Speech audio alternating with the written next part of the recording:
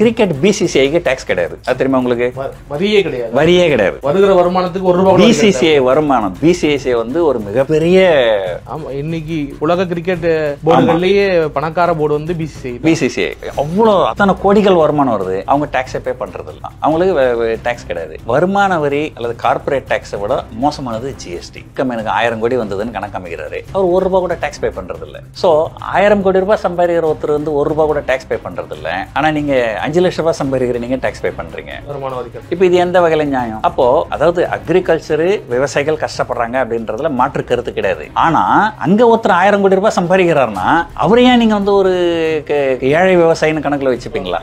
அப்போ நான் என்ன சொல்றேன், நீங்க வந்து ஒரு ₹1 கோடி வரைக்கும் நீங்க சம்பாரிச்சிங்க. ₹1 கோடி வரைக்கும் நீங்க விவசாய வருமானத்துக்கு நாங்க டாக்ஸ் கிடையாது. ₹1 கோடி மேல வர வருமானத்துக்கு டாக்ஸ் போடலாம் சொல்லலாம் இல்லையா? அடுத்தது சம்பாதிக்கிறவங்க குறைவா வரி கட்டணும், அதிகமா சம்பாதிக்கிறவங்க அதிகமா வரி கட்டணும். கரெக்டுங்களா? சரி, இப்போ ஒரு உதாரணத்துக்கு சொல்றேன். உங்களுக்கு நீங்க வந்து ஒரு 5 லட்சம் ரூபாய் சம்பாதிக்கிறீங்க ஒரு வருஷத்துக்கு. அதுல உங்களால எவ்வளவு சேமிக்க முடியும்? பெருசா சேமிக்க முடியும். அந்த 5 லட்சம் ரூபாய் நீங்க செலவு பண்ணி ஆகணும். அப்பதான் உங்களால சென்னையில குடும்பம் நடத்த முடியும். இந்த 5 லட்சம் ரூபாய் நீங்க செலவு பண்றீங்க இல்லையா? செலவு பண்ற ஒரு இடத்துல நீங்க 18% ஜிஎஸ்டி பே. அப்போ நீங்க செலவு பண்ற ஒரு 5 லட்சத்துல கிட்டத்தட்ட 1 லட்சம் ரூபாய் நீங்க ஜிஎஸ்டி பே பண்ணிடுறீங்க. அது கிட்டத்தட்ட 20%. அதாவது உங்க இன்கம் எவ்வளவு இருக்கோ அதுல கிட்டத்தட்ட ஒரு 18-20% நீங்க ஜிஎஸ்டி பே பண்ணிடுறீங்க. இதே ஒருத்தர் 1000 கோடி ரூபாய் சம்பாதிக்கிறாருன்னு வச்சுங்களேன், அவர் 200 கோடியா ஜிஎஸ்டி பே பண்ணுவாரு. 5 லட்சம் சம்பாதிக்கிறீங்க, 5 லட்சம் செலவு பண்ணி ஆகணும்.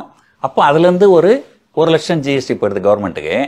1000 கோடி ரூபாய் சம்பாதிக்கிறவர் 1000 கோடியை செலவு பண்ண மாட்டாரு. நீங்க 5 லட்சம் செலவு பண்ணீங்கன்னா அவர் 10 லட்சம் செலவு பண்ணுவாரு, இல்ல 20 லட்சம் செலவு பண்ணுவாரு.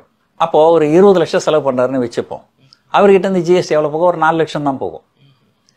சோ நீங்க 5 லட்சம் சம்பாதிக்கிற உங்ககிட்ட இருந்து 1 லட்சம் ஜிஎஸ்டி, 1000 கோடி ரூபாய் சம்பாதிக்கிறவர்கிட்ட வெறும் 4 லட்சம் தான் ஜிஎஸ்டி. அப்போ இது வந்து எப்படிப்பட்ட ஒரு டாக்ஸேஷன் சிஸ்டம்? வெளிநாட்டு முதலீட்டாளர்கள் நம்ம நாட்டு மேல நம்பிக்கை இழந்துக்கின்னு தான் வராங்க. அவங்க நம்பிக்கை அதிகமாக இருந்திருந்தால் கண்டிப்பா பங்குச்சந்தையில் அவங்களுடைய முதலீடு அதிகமாக இருக்கணும். ஒரு உதாரணத்துக்கு பார்த்தீங்கன்னா, பட்ஜெட்டுக்கு அப்புறமாவே வந்து பங்குச்சந்தைகள் தினமும் மேலதான் போயிட்டு இருக்குது. ஆனா தினமும் வந்து வெளிநாட்டுன்னு வித்துக்கிட்டு தான் இருக்கிறாங்க. வரி வேண்டும். வரி இல்லாம ஒரு அரசாங்கம். இப்ப எப்படி உங்க குடும்பத்துக்கு உங்களுக்கு மாத வருமானம் இல்லைனாலும் உங்களால குடும்பம் நடத்த முடியாது இல்லைங்களா? ஸோ அதே போல் வந்து ஒரு அரசாங்கத்துக்கு வருமானம்ன்றது வந்து வரி தான். வரி இல்லாமல் வந்து நடத்த முடியாது. ஆனால் அந்த வரியை வந்து எப்படி அவங்க வாங்குறாங்க அப்படிங்கிறது ஒரு மிக மிக முக்கியமான ஒரு விஷயம். 50% ஆஃப் த பீப்புள் தான் கிட்டத்தட்ட 90% ஆஃப் ஜிஎஸ்டி பே பண்ணுறாங்க அப்படின்னு சொல்றாங்க. அதுல இன்டைரக்ட் டாக்ஸஸ் தான் அதிகம். இன்டைரக்ட் டாக்ஸ் ஆட்கள் வாங்குற பொருட்கள்ல தான் அதிகமான. ஒரு உதாரணத்தை சொல்றேன் பாருங்க. எங்க கிராமத்துல ஒரு இளம் விதவை ஏதோ அரசாங்கம் கொடுக்குற ஒரு 1000 ரூபாய் 1500 ரூபாய் அதை கொடுக்குறாங்க அரசாங்கத்தில். அதை வச்சு தான் குடும்பம் நடத்துகிறாங்க. அவங்களுக்கு ஒரு குழந்தை இருக்குது. அந்த குழந்தைக்கு போய் ஒரு பிஸ்கெட் வாங்கலாம்னா அதில் வந்து 15% வரி. அவங்க போய் ஏதாவது வேற ஏதாவது ஒரு பொருள் இல்லை, அவங்க அந்த மக்களுக்கே தெரியாது இல்லையா? அந்த பொருளுக்கான மதிப்பீடு தான் நினைச்சிருக்கிறாங்க. நீங்கள் ஒரு கார் வந்து, நான் சொல்றது வந்து ஜிஎஸ்டி மட்டும், அதுக்கப்புறம் ரோட் டேக்ஸ், இன்சூரன்ஸு, அது நிறைய கவர்மெண்ட்டுக்கு போகுது, அது வேற விஷயம். நீங்க பெட்ரோல் வாங்க போனீங்கன்னா அதுல எவ்வளவு டாக்ஸ் இருக்குது? பெட்ரோல் பங்க்ல எழுதுவாங்களா? பெட்ரோல் விலை ₹100, ஜிஎஸ்டி ₹30 இல்லைங்களா?